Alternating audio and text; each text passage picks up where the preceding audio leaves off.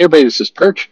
Um, I want to talk one more kind of elephant in the room aspect of manga. This is in some ways boring, but it's an important thing to kind of keep in mind, and it might be a bit of a clue as to ways to kind of get some more interest in Western comics and get some of that stuff going. Manga has one benefit when it comes to penetrating kind of the U.S. market and having a lot of success here.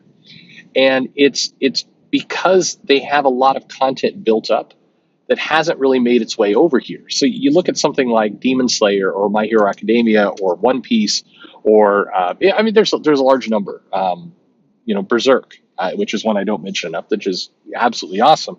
But imagine for a moment if you had kind of never really gotten your hands on comics, but you haven't really seen much, and then one day, suddenly, kind of out of nowhere, every single collection of the absolute best stories that Marvel and DC have put out over the last 50 years kind of dropped in your lap.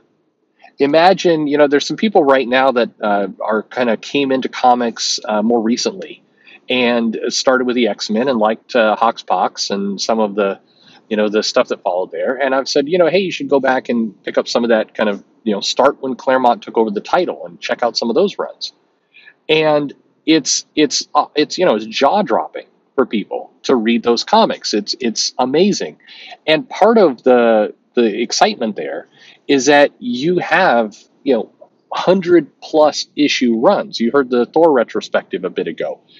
You've got, long comics, either in omnibus form or as runs, that if you didn't know they existed, if you hadn't been following along with comics and you didn't have access to them, and suddenly you had access to all of the very best stuff, it would be amazing.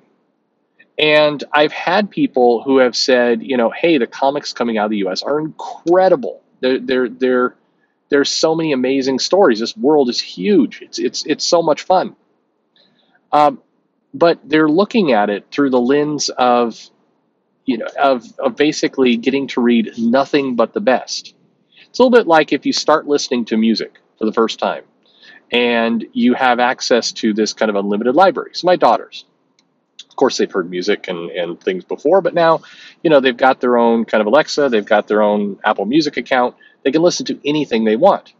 And my older daughter discovered like this service that is like the best of each genre of music. You can like play just the top 100 best songs. And to her, it's like the world has opened up. She's picking from the best of the best. And so manga in the US is a little bit like that for people on a couple different fronts.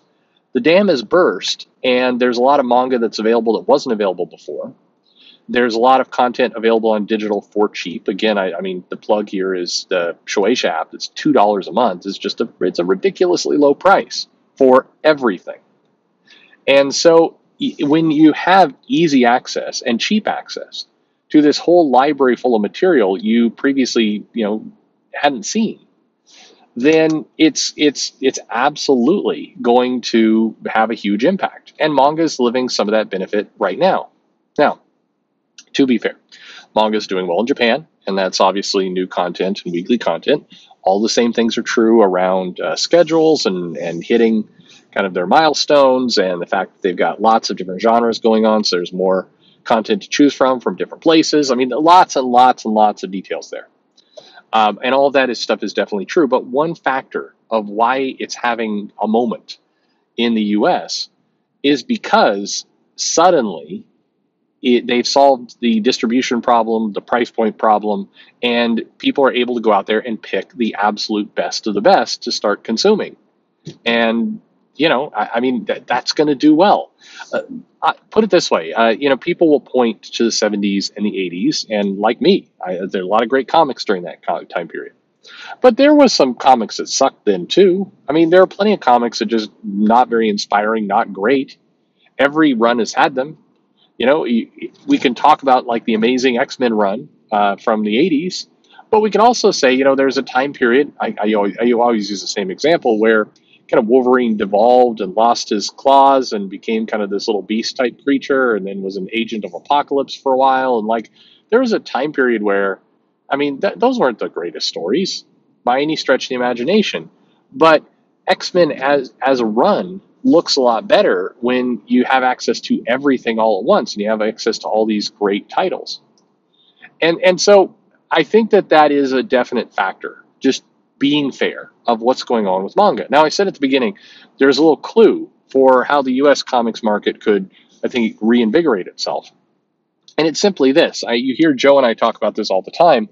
Both companies have access to just an astounding amount of material. They've got runs that are legendary and huge, and they own it all. And yeah, they probably have to, write some royalty checks. But Marvel and DC do, by and large, a terrible job of mining their own history.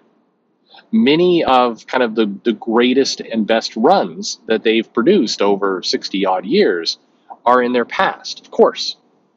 And so it's not only easy money to collect up some of this stuff and market it and help it find a new audience, but it's also just smart. Just like manga, it's what I think there's been this bias in the Western comic industry. And actually, I watched somebody tweet this yesterday from an editor who was saying that most of this old content is dated.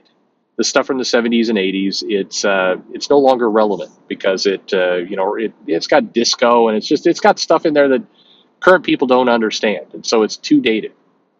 But that's clearly an absurd comment, because a lot of extremely popular manga out right now that we're getting access to that we didn't have before, that is selling incredibly well, it's not only dated, but it's also from a completely different culture with different sensibilities and different customs and different holidays. And I mean, just like, if people are able, especially younger people, able to bridge the gap of being able to not just deal with the cultural differences, but the time differences as well in manga, then it's absurd to say that, well, we can't promote the John Byrne Fantastic Four run because, I mean, nobody will. There's a telephone booth in some of those panels, and nobody even knows what that is. I always want people to stop and like think about what they're saying. Like, you've got a comic that features like Galactus coming to Earth with a giant Kirby-esque space station, turning Frankie Ray into a cosmic herald. And you're like, well, the readers will understand all that, but not a telephone booth. Like, what were you even talking about? Like, and if it's not clear from Hollywood and Disney, the MCU, nostalgia type pieces where they do reference some of that, that older stuff that doesn't exist anymore, is super popular. People like it. They think it's tight. I don't know. Anyway, it's an absurd statement, but I think right now, take that John Byrne Fantastic Four run. Why isn't Marvel promoting and hyping and getting access to that to as many people as possible?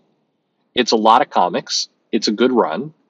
You could reprint them in digest form. There's just so many ways to recapture that.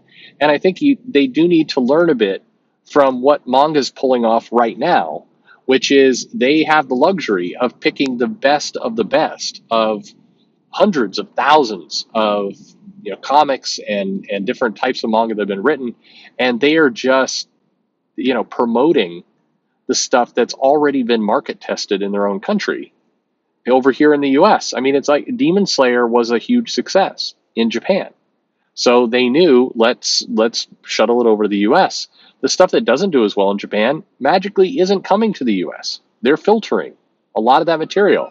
They're able to pull from, in some cases, decades of content, and only the stuff that tended to do well, was successful, sold best, and they're bringing over the greatest hits for sale in the U.S.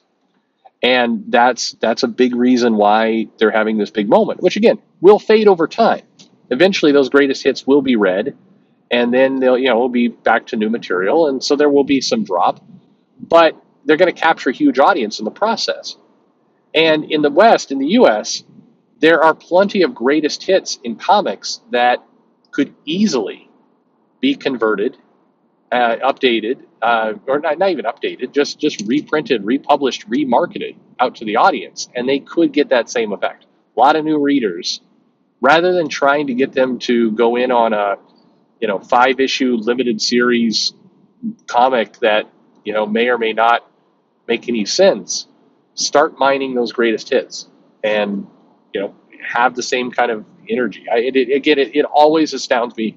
Like I said before, you've heard Joe and I talk about this many times, that you have a movie come out, you have Loki come out, you have whatever it happens to be come out, and Marvel should have the absolute best of the best of Loki available on the shelves, ready to go, priced to sell.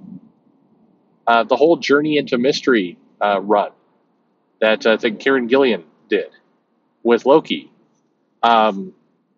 Why is that not out? And not out in a prestige format, out in a cheap format. Why isn't that printed on newsprint in a digest form in grocery stores now?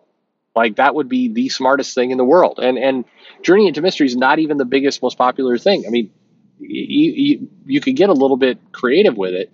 The Walt Simonson Thor run, the Dan Jurgens Thor run, Loki's greatest times messing around with the Avengers, all the Acts of Vengeance. You could have all of these out that are, were successful, sold really well, curated, ready to go. It would be smart. Anyway, it's worth mentioning as we talk about all the different things going on with manga and the, other pieces. It's worth mentioning they have that built-in advantage, but they're not cheating by using it. It's just, that's a reality of the market, and it's one where, once again, the U.S. could copy it and run with it, and should. What do you think? Let me know your thoughts and comments below. Like and subscribe, and thanks for listening.